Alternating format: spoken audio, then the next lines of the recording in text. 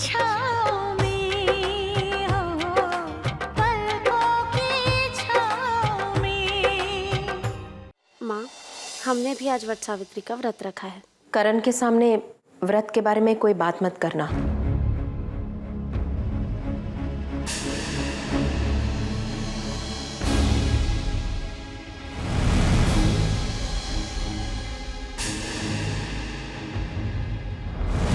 बहू, इसका खाना इसके कमरे में पहुंचा दो।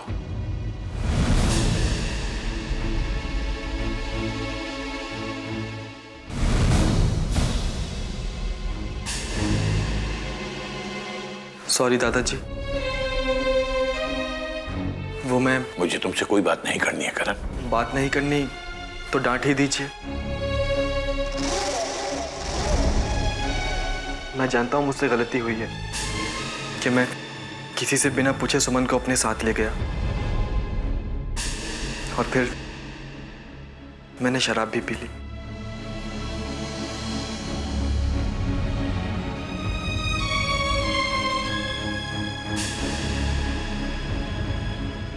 अपनी पहली एनिवर्सरी की खुशी में जरा सा बहक गया था, लेकिन मैं वादा करता हूं कि आइंदा मैं कभी आपको शिकायत का मौका नहीं दूंगा।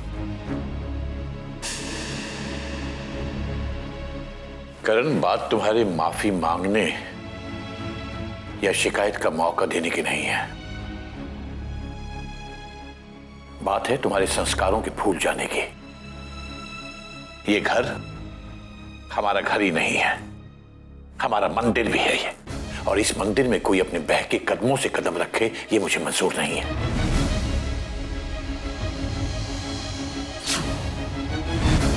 जो लोग अपनी खुशी और अपने दुख को नशे में उड़ा देते हैं वो ताकतवर नहीं, कमजोर होते हैं करण। अपनी खुशी और अपने गम को अपनी कमजोरी नहीं अपनी ताकत बनाओ। वादा तो कर रहे हो, निभा पाओगे?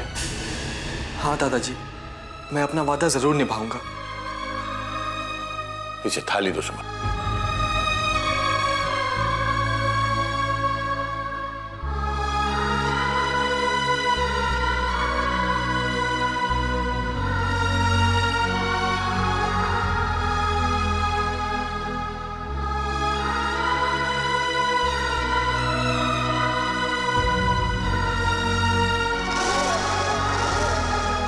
अरे, आप सब नहीं खाएंगे क्या?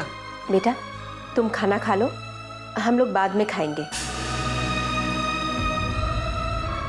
इसका मतलब मुझसे अभी भी नाराजगी दिखाई जा रही है। तभी तुम मेरे साथ बैठकर खाना नहीं खा रही हो।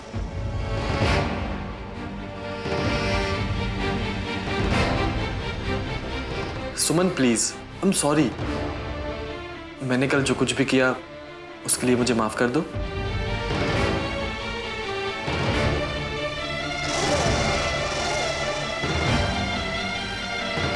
ये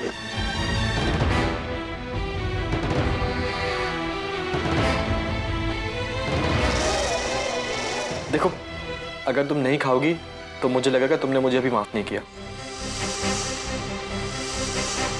खा लो। हम आज शाम को आपके हाथों से अपना व्रत तोड़वाना चाहते हैं।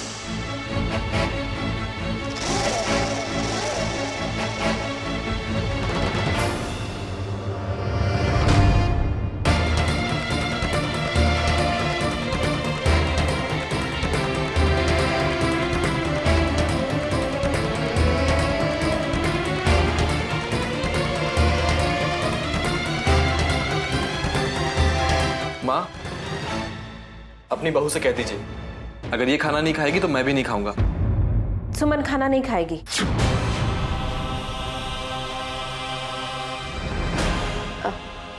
बेटा, वो आज वट सावित्री का व्रत है ना, इसीलिए सुमन खाना नहीं खाएगी। वाह, धन्य है भारत की पवित्र नारी। पति की लंबी उम्र यानी कि मेरी लंबी उम्र के लिए मेरी पत्नी ने आज व्रत रखा है।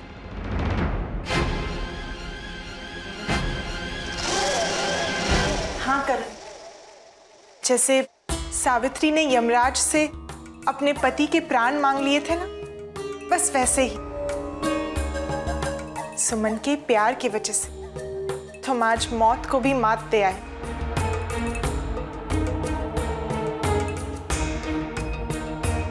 तो फिर सुमन तुम्हारे लिए व्रत नहीं रखेगी तो और किसके लिए रखेगी? सो तो है, इसका मतलब सुमन आज सारा दिन व्रत रखेगी। ठीक है, तो आज मैं भी व्रत रखूंगा।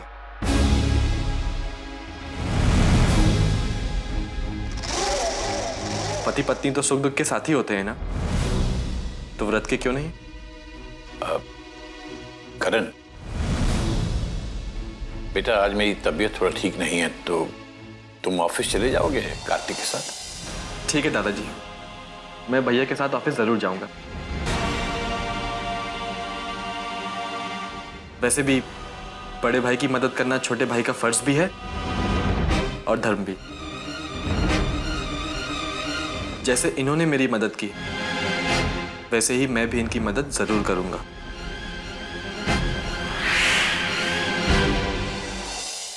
कार्तिक बेटा, आज से करण को तुम अपने साथ ऑफिस ले जाना शुरू करो और देखो कि ऑफिस में वो ज्यादा से ज्यादा बिजी रहे। घर पर रहेगा तो कब कौन सी बात हाथ से निकल जाए कुछ कहा नहीं जा सकता। हाँ, आज तुम्हें जल्दी घर लौटना है। भाई, तुम्हारा मुंह देखकर ही सुमन अपना व्रत खोलेगी ना।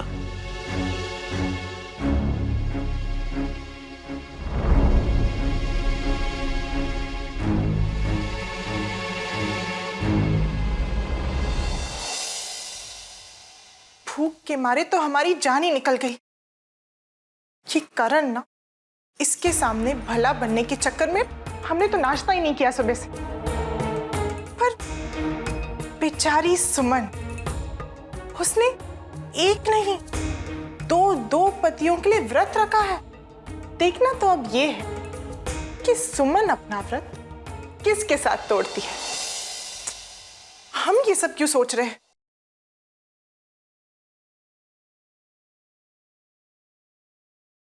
माँ,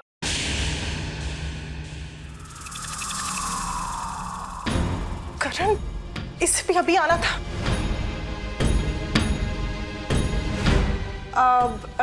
करण, माँ तो घर पर नहीं है, वो शायद पूजा के लिए गई होगी।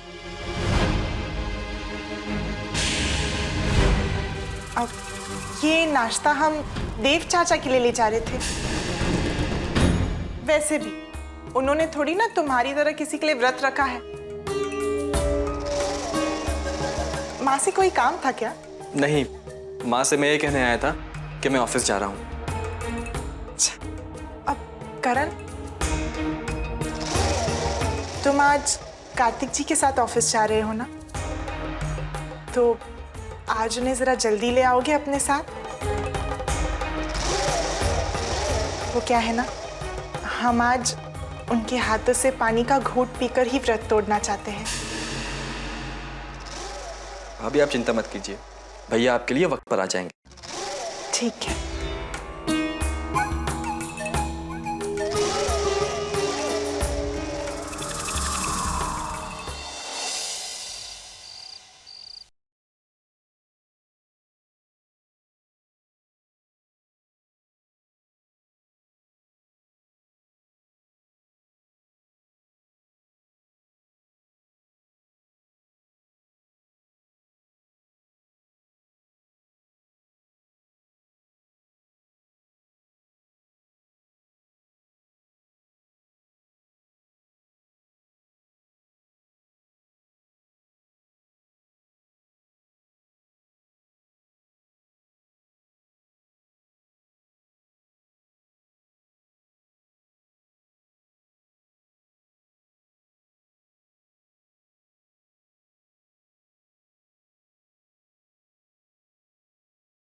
जन्मों तक बना रहे, इस प्रार्थना के साथ साथ हम ये भी उम्मीद और कामना करते हैं कि जिस दिन करण जी को हमारे और कार्तिक जी के रिश्ते का सच पता चले, वो टूटे नहीं। उन्हें ये सच सहने की शक्ति देना भगवान।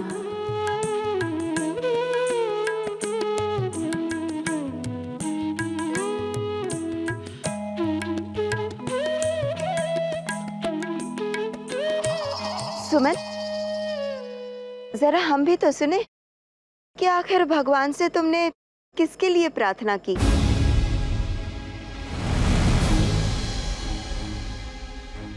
करण की लंबी उम्र की प्रार्थना की या फिर कार्तिक की? बुआ जी, हमने अपने पति की लंबी उम्र के लिए प्रार्थना की और साथ ही इस परिवार के सभी सदस्य के लिए मंगल कामना की।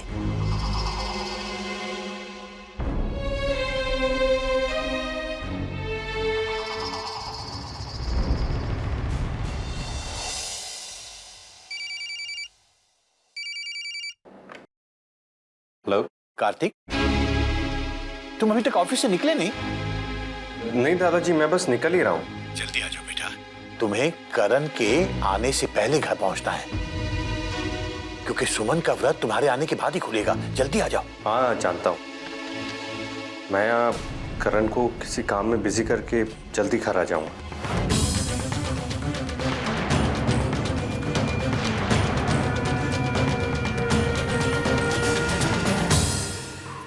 मैं कम इन भैया? हाँ आओ ना। पूछ क्यों रहा है? कुछ काम था? नहीं भैया, मैं तो बस ये कहने आया था कि मेरा सारा काम खत्म हो गया, अब घर चले? अरे इतनी जल्दी कैसे घर जा सकते हैं, अभी तो बहुत काम है। तुम ये फाइल लो और इसके सारे डिटेल स्टडी कर लो, और ये पूरा प्रोजेक्ट क्लाइंट के साथ डिस्कस भी कर लेना। मुझे अभी एक दूसरे क्लाइंट से मिलने जाना है, एक बहुत बड़ी डील की बात चल रही है, ठीक है? भैया इसका मतलब आपको घर पहुंचने में देरी हो जाएगी। कहीं ऐसा ना हो कि आपके इंतजार में कोई भूखा रह जाए। नहीं नहीं, मैं वक्त से पहुंच जाऊंगा। हाँ भैया प्लीज, आज के दिन नंदिनी भाभी को इंतजार मत कराइएगा। हाँ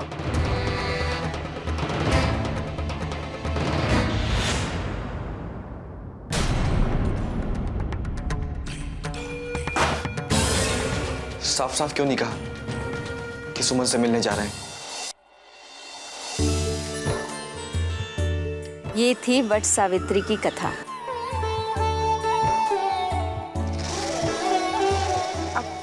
सुमन, कार्तिक जी आ गए हैं और वो तुम्हारा इंतजार कर रहे हैं।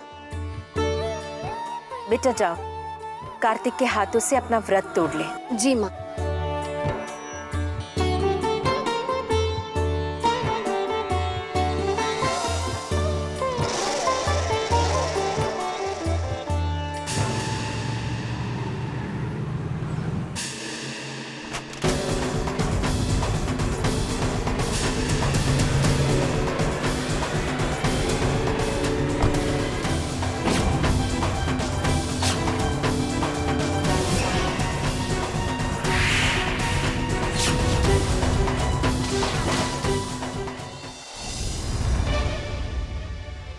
अरे बेटा,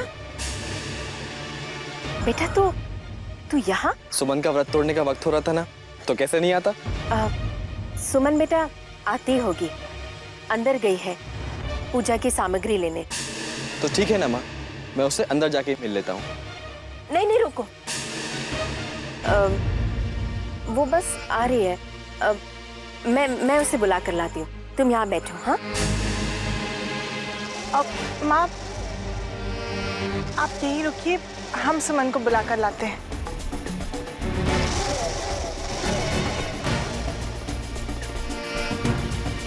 बेटा वहीं खड़ा रहेगा, यहाँ आ, यहाँ बैठ।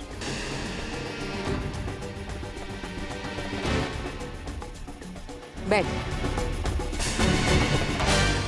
सुमन ने जो व्रत रखा है ना, अब तू उस व्रत का महत्व समझ। सॉरी दादी, नाराज मत होना।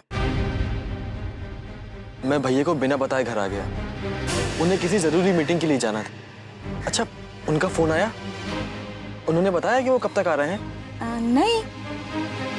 हे भगवान, करण को कैसे बताए कि कार्तिक किसी मीटिंग के लिए नहीं गया, वो तो घर आ चुका है। करण जी कहाँ है? वो ऑफिस में है, उसे ऑफिस में ज़रूरी काम देकर आया हूँ ताकि थोड़ा लेट हो जाए। पूजा शुरू करें।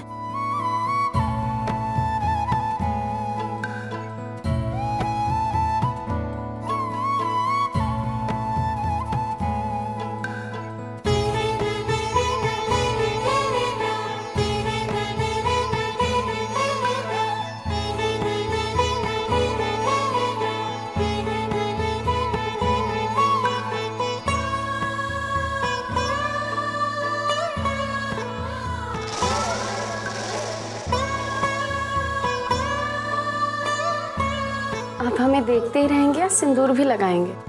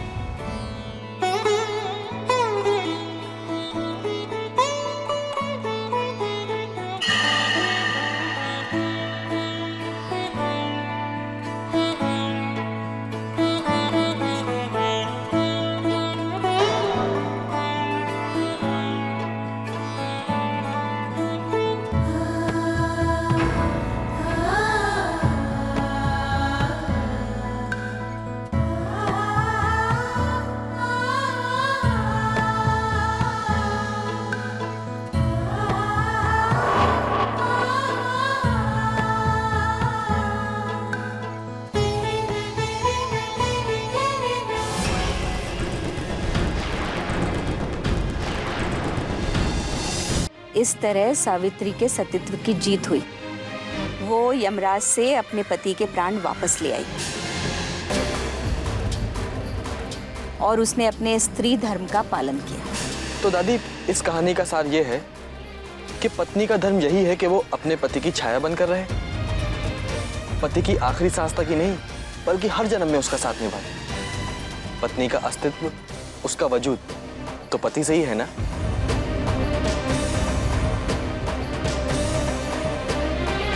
हाँ, अब कथा में तो यही लिखा हुआ है ना। माँ, कहाँ है आपकी बहू? कितना वक्त लगा रही है वो? बेहतर यही होगा कि मैं उससे अंदर ही जाके मिल लेता। अरे कहाँ जा रहा है करण? बिना हाथ मुंह धोए ये सुमन का व्रत तोड़वाएगा? पहले हाथ मुंह धो ले फिर व्रत तोड़वाना। श्याम बहादुर, करण को अपने साथ ले जा। जी दादी माँ।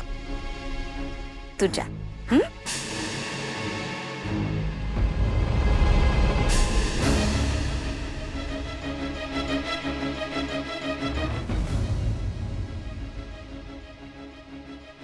भैया जी, आज तो आपका ऑफिस का पहला दिन था, कैसा रहा?